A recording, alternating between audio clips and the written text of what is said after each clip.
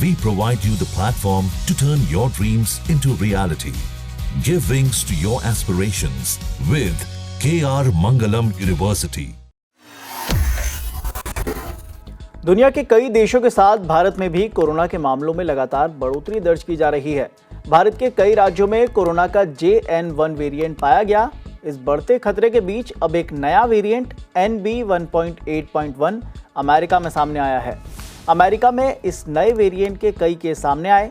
चीनी centre of disease control के मुताबिक वॉशिंगटन, कैलिफोर्निया, न्यूयॉर्क सिटी क्षेत्र और वर्जीनिया के साथ ही एयरपोर्ट पर विदेशी यात्रियों में भी ये मामले पाए गए हैं।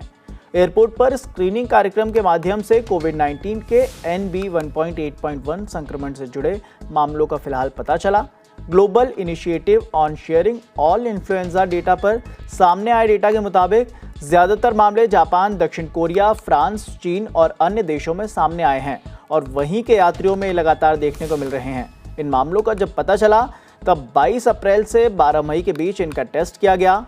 इसके अलावा CBS रिपोर्ट के मुताबिक NB1.8.1 वेरिएंट के मामले ओहियो, रोड आइलैंड और साथ ही हवाई समेत कई अन्य अमेरिकी राज्यों में भी रिपोर्ट किए गए हैं।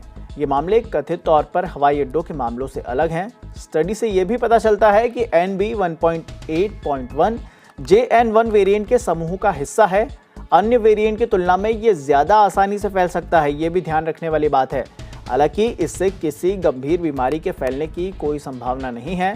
फिलहाल भारत में इस स्ट्रेन का अभी तक कोई मामला सामने नहीं आया है। एक्सपर्ट्स इस पर क्या कह रहे हैं वो भी ज़रा सुनिए।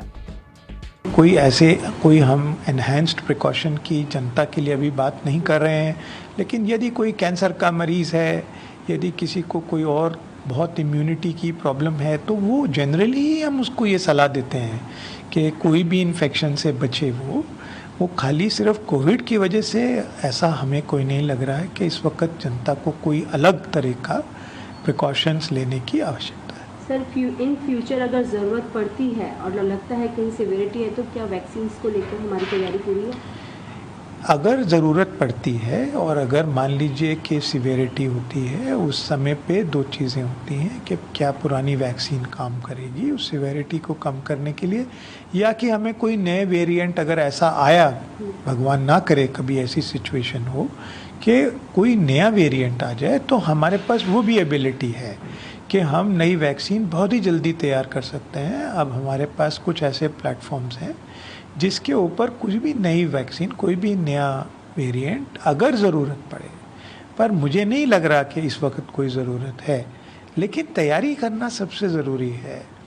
ये हम इसके लिए तैयार हैं कि कोई नया वेरिएंट आए तो जल्दी वैक्सीन बनाई जा सकती है, लेकिन इसकी ज़रूरत अभी नहीं।